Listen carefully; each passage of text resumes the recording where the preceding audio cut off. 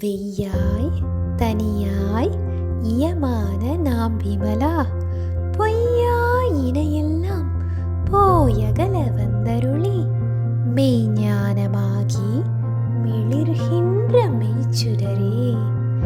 என் ஞானம் இல்லாதேன் இன்பப் பெருமானே, அஞ்ஞானம் தன்னை அகல்விக்கும் நல்லறிவே.